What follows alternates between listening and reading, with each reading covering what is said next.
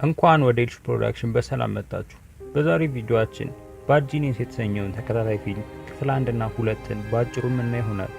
ዘና በሉና ላይክ በማድረግ እንጀምር። ፊልሙ ሲጀምር በትምህርት ቤቱ የቃላት ጨዋታ ውድድር ፍጻሜ ላይ ሊን የተባለችው ልጅ ከሶራዊስ ጋር ትጫወታለች። የሊን አባት ቪት እና የትምህርት ቤቱ አለቃ አብረው ውድድሩን ያያሉ። እሷም ሊን ጨዋታውን ካሸነፈች ስኮላርሺፕ እንደምትሰጣት ቃል ትገባለታለች። ተጋጣሚዋ ሶራዊስ ጭንቅ ውስጥ ነው። ላጲስም አውቆ ይጥላል። አንዱም ሰው አንስቶ ይሰጠዋል። የሰጠው ግን ትክክለኛውን ሳይሆን መልስ የተጻፈበትን ነበር። እሷም ሲያጭበረብር በማየቷ በመጨረሻው ቃል አጭበርባሪ ወይም ቺተር ብላ ታሸንፈዋለች። ያጨበጭቡላትና ሰርተፍኬት ይሰጧታል። ከቀናት በኋላ ማታም ላይ አባቷ ቪት አዲሱን ትምህርት ቤቱን እንደወደደችው ይጠይቃታል።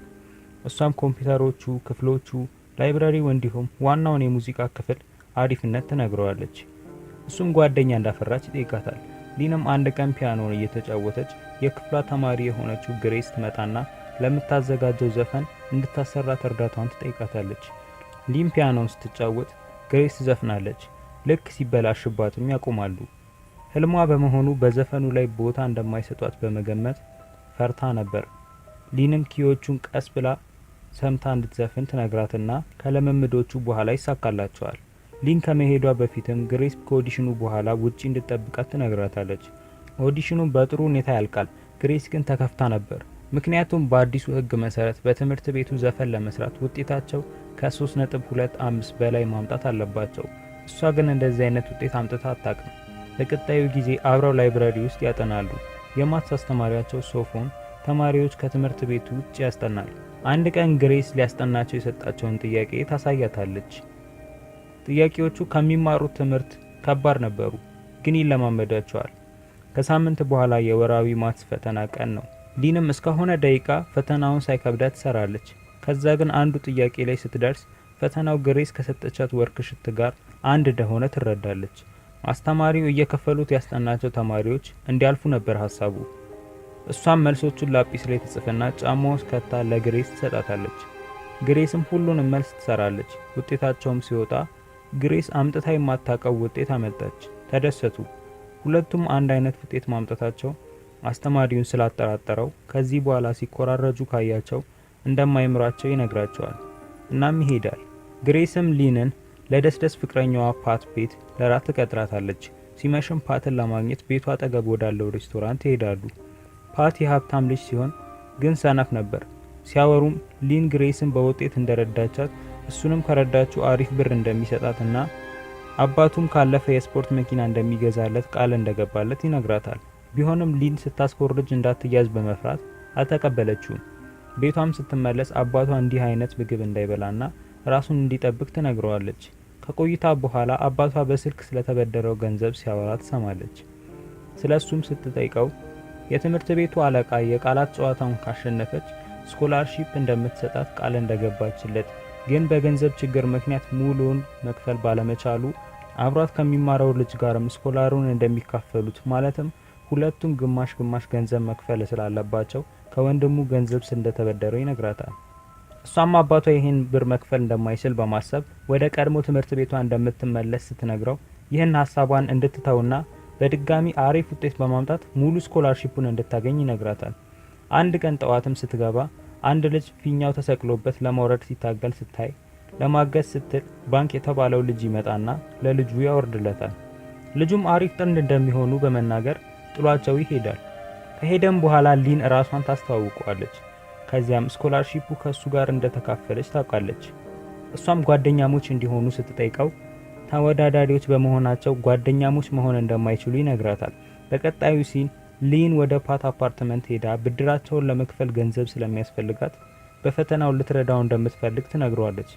ግን እንዳይጠራጠሩ የፈተናውን 3/4 መልስ ብቻ እንደምትሰጠው በመናገር ይስማማሉ።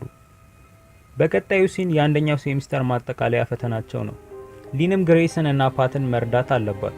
ቀስ ብላም ላጲሱ ላይ ልትጽፍ ስትል አስተማሪው ሲያፈጥባት ትተዋለች። ድጋሚ መጻፍ ስትጀምር ያያትና መጥቶ ላጲሱን ይነጥቃታል። ሲያነበውም ይደነግጣል። የጻፈችው ለሚያስጠናቸው ልጆች ፈተናውን ቀድሞ እንደሚሰጣቸው የሚያስረዳ አይነት ነው። እሱም ሚስጥሩን እንዳወቀችበት በማወቅ ሌሎቹን እንዲሰሩ በመተው ተከትሏት ይወጣል። ሊንም ሚስጥሩን ለአለቃው እንደምትናገር ስትነግረው እሱም ባለፈው ግሬስን እንዳስኮረጀቻት እንደሚናገር ይነግራታል። ግሬስ ያንን ውጤት ያመጣችው እሱ ከሚያስጠናቸው ተማሪዎች ውስጥ በመሆኗ ነግራው ስትሄድ እጇ ኪሷ ውስጥ እንደሆነ ያይና ይደነግጣል። ድምጹንም ቀርታው ከሆነ በሚል ስልኳን ሲያወጣው አለቃው ጋር ተደውሎ ነበር። እስካሁን የሚያወሩትንም ሰምታለች። ሊንና ፓትም ሁሉም እንዳቀዱት ተጠናቋል። የሆነውም ሊን የራሷ ሽት ላይ መልሱ ምልክት አድርጋ ነበር። ግሬስም የሷን ሽት ከሊን ጋር በመቀያየር መልሱን ላጲሱ ላይ ጽፋ ለፓት ሰጠችው። እሱም ሰራ። ሶስቱም ሰርተውታል። የደወለችውም የፓትን ስልክ ቁጥር ስም ቀይራው እንጂ ለትክክለኛው አለቃ ደውላ አልነበረም። ማታም ግሩፓቸው ላይ ብዙ ሜሴጅ ይደርሳታል። እሱም ሶፋን ከትምህርት ቤቱ እንደተባረረ ነበር። ሊናም በጠዋት ወደ ፓት አፓርትመንት ትሄድና አለቃዋ እንዴት እንዳወቀች ስትጠይቀው ሶፋን ችግር እንዳይፈጥር በማሰብ ድምጹን ቀርቶ እሱ እንደላከላት ይነግራታል። ሊንም በመናደር ትሄዳለች። በቀጣዩ ቀን ያን ህፃን ልጅ ታገኘዋለች። የሶፋን ልጅም እንደነበር ታውቃለች። በቀጣዩ ሲን የባንክን ላውንደሪ ቤት እናያለን። የሚኖረውም ከእናቱ ጋር ነው። የሎተሪ ሱስም ነበራት። ወገቧን ያማታል። በገንዘብም እጥረት ታክማ አታውቅም። ቀጣይም ባንክና ሊን ወደ አለቃዋ ይጠራሉ። ምክንያቱም የቲቪ ላይ ውድድርን እንዲሳተፉ ነበር። ግን ሁለቱም አብረው መሳተፍ አይፈልጉም። አለቃዋ ግን አንድ ላይ ቢሆኑም ከጥያቄዎቹ ውስጥ ብዙ መልስ የመለሰው ስኮላርሺፑን እንደሚወስድ ትነግራቸውና ወደ ፕሮግራሙ በመሄድ ውድድሩ ሲጀመር ባንክ ይመልሳል። ቀጣይም ላን በ2 ነጥብም ይመራሉ። ግን ባንክ ይሳሳትና ከተቃራኒያቸው ጋር እኩል ይሆናሉ። ሊንም ዝም ብሎ ከሚመልስ ተወያይተው እንዲመልሱ ትነግረዋለች። አለበለዚያ ይሸነፋሉ። ስለዚህ የመጨረሻውን ጥያቄ ላይ ይወያያሉ። ተቃራኒያቸውም ቀድሞ ይመልሳሉ፣ ግን ይሳሳታሉ። እነ ሊንም መልሱን ያገኙትና ያሸንፋሉ። በቀጣዩ ቀን አለቃዋ ሊን ስኮላርሺፑን እንዳገኘችና ባንክ በቀጣዩ አፕላይ እንዲያደርግ ትነግረዋለች። ከዛም በኋላ ሊን ስትከተለው ጥሏት ይሄዳል። እናቱንም የመንግስት ሆስፒታል ይዟት ይሄዳል። ብዙ ወረፋም ነበረው። ስኮላሩንም እንዳላገኘ ለእናቱ ሲነግራት ከቀጣዩ ሴሚስተር በፊት ገንዘብ እንደምታሰባስብ በመንገድ ታጽናናዋለች። አንድ ቀንም ፓት ሊንን ኮምፒውተር ላብ ውስጥ ይጠራትና ገንዘብ ሰጥቷት ድጋሚ እንድታሰራው ሲጠይቃት ከዚህ በኋላ የሱ ገንዘብ እንደማያስፈልጋት ስትነግረው ይስቃል። ወደ ቤቷም ሄዳ ስታይ አባቷ 200,000 ብሩ ሙሉ ከፍሎላታል።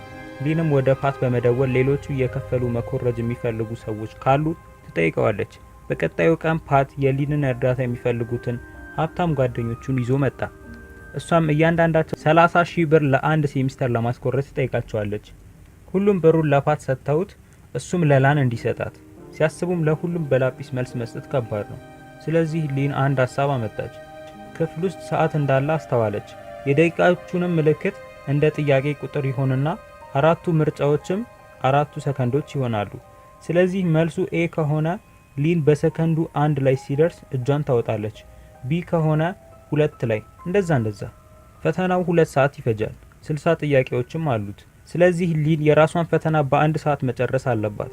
ሌላኛውን ሰዓት ደግሞ እነሱን ለመርዳት ፈተናው እንዳቀዱት ይሄዳል። ግን ባንክ ብዙ ስትንቀሳቀስ በማየት ሀሳቡን እንዲሰበስብ እንድታቆም ይጠይቃታል።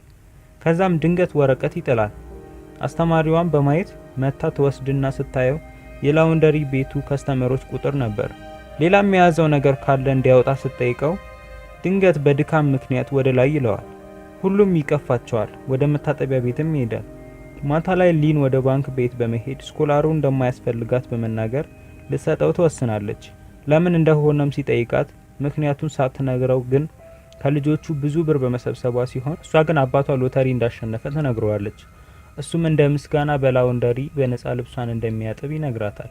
ወደ ቤቷም ሲሸኛት ባስ ውስጥ ጓደኛሞች እንዲሆኑ እንደሚፈልግ ሲነግራት ክፍሉ ያልቃል። ይህን ይመስል ነበር። ለቻናሉ አዲስ ከሆናችሁ ላይክ እና ሰብስክራይብ በማድረግ ቤተሰብ መሆን ይችላሉ። በሌላ ቪዲዮ እስክንገናኝ ድረስ ቻው።